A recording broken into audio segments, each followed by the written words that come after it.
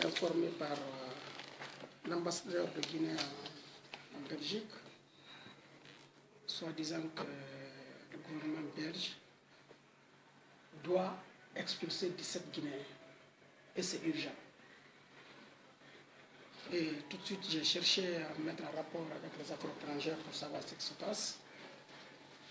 Et effectivement, j'ai reçu l'information qu'ils ont même eu l'autorisation d'atterrissage. Je dis, il n'est pas question.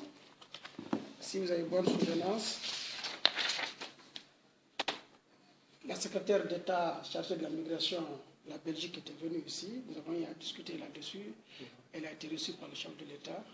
Et le président était très clair qu'il n'acceptera pas qu'on expulse des Guinéens comme ça. Parce qu'il y avait un mémorandum d'entente qui est devant moi, où tout est défini. D'abord, le gouvernement guinéen est contre qu'on expulse des gens en groupe. Le gouvernement guinéen est contre qu'on expulse quelqu'un contre sa volonté. On a plein de Guinéens qui se trouvent en Angola, dans d'autres pays, qui sont en prison, mais il faut que l'intéressé même demande à ce qui rentre. Moi, je pense que je préfère retourner chez moi que de rester dans une prison. Honnêtement, si je n'ai pas volé, je n'ai pas triché, je n'ai pas de problème, la prison, quelles que soient les conditions de vie dans une prison, il vaut mieux être en liberté chez toi quelque part que d'être dans une prison. Donc, nous n'allons jamais accepter que des gens soient expulsés contre leur volonté. Et avec la Belgique, je suis venu, j'ai trouvé un protocole d'entente qui a été signé en 2008. J'ai dit de respecter le protocole. Peut-être de voir, de l'amender, parce qu'on a dit le retour volontaire. D'abord, c'est le Guinéen qui est en Belgique, qui n'a pas eu des papiers. Il doit rentrer, il accepte volontairement de rentrer. Mais pour ça, il y a des préalables. D'abord, on doit payer son billet pour retourner. Et quand il retourne, il doit percevoir une prime ou une subvention pour le permettre d'exercer une activité, peut-être commerciale ou autre chose. Voilà. Donc quand le ministre belge est venu, nous avons parlé de ça, nous avons dit d'abord qu'il faut empêcher les gens de partir. Comment les empêcher? Il faut créer les conditions de vie ici. Parce que les gens pensent qu'en allant à l'étranger, tout de suite c'est le paradis. Il faut les expliquer que le paradis c'est ici chez nous. D'abord, il faut créer des écoles professionnelles, des équipes, permettre aux gens de travailler et après avoir du boulot. Sensibiliser dans les écoles. Tout ça, c'est le préalable. D'abord, prévenir. Et ensuite, organiser des missions de sensibilisation à l'étranger, aller dire aux gens, vraiment, je pense qu'il vaut mieux rester chez nous que de rester ici, parce que nous connaissons bien les conditions de vie des gens. Donc, après la rencontre, et nous sommes prêts à collaborer, compte tenu des relations qui existent entre la Belgique et la Guinée, mais notre mission, c'est de protéger, c'est de défendre le Guinéen où qu'il se trouve. Et nous allons le faire. Donc, moi, j'ai été très surpris d'apprendre hier qu'on veut rapatrier 17 Guinéens. Tout de suite, nous avons pris nos responsabilités. Ça, nous allons nous y opposer. Ça doit être clair pour tous les Guinéens qui sont là-bas. Le gouvernement guinéen n'acceptera jamais qu'on embarque les gens pour les ramener en Guinée. Ils n'ont qu'à rester tranquilles.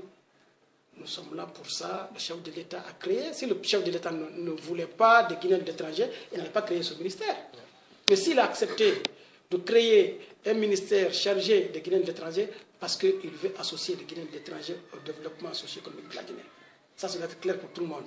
Mais les Guinéens qui sont là-bas aussi doivent savoir que seul le gouvernement qui peut les protéger. Si on veut rapatrier un Guinéen, on discute avec le gouvernement, on ne va pas discuter avec un parti politique ou une autre personne. C'est le gouvernement qui prend la responsabilité de le rapatrier ou de le garder. Donc c'est pour cela je profite de l'occasion pour lancer un appel à tous les frères qui sont là-bas de nous faciliter la tâche. Parce que si d'un côté on défend, de l'autre côté donne les possibilités de les défendre. Là. Comprenez? Donc je rassure ici, solennellement, au nom du gouvernement du professeur Alpha Condé, que notre mission c'est de défendre, c'est de protéger le Guinéen où qu'il se trouve. Et aujourd'hui, le ministre d'État chargé des affaires étrangères et des Guinéens d'étrangers était catégorique. Nous avons échangé avec l'ambassadeur. Nous avons dit de dire au gouvernement belge que ce n'était pas la convention. Voilà. Il y a des papiers qui sont signés, qui sont clairs là-dessus, et chacun est appelé à respecter ces papiers. Et aujourd'hui, j'ai eu 4 fois J'ai été appelé par Madame Le Bloc, la secrétaire d'État chargée de l'immigration. Elle a sa position, j'ai ma position. Si elle est fière d'être belge, je suis fier d'être guinéen. Et notre aussi défendre leur pays, nous défendons la Guinée, nous défendons les Guinéens partout où ils se trouvent. Monsieur le ministre, on parle aussi de magouille qui sera organisée dans oui, c'est clair. Il y a ce qu'on a hier, j'ai rencontré un haut cadre des affaires étrangères qui m'a dit, parce que l'immigration, tout ça, ça relève des Guinéens de l'étranger, ça relève de ce ministère. Mais il y a des gens qui ont l'habitude là-bas d'aller faire des affaires.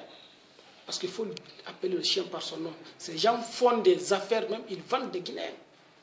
Parce que pour délivrer un document de voyage, nous avons appris qu'ils perçoivent de l'argent avec ces États. Ce n'est pas seulement en Belgique, partout, en Allemagne ou ailleurs, quand on veut rapatrier des gens, parce qu'on ne peut pas rapatrier quelqu'un s'il n'a pas un document de voyage. Et seule l'ambassade ou le gouvernement guinéen qui peut délivrer un document de voyage.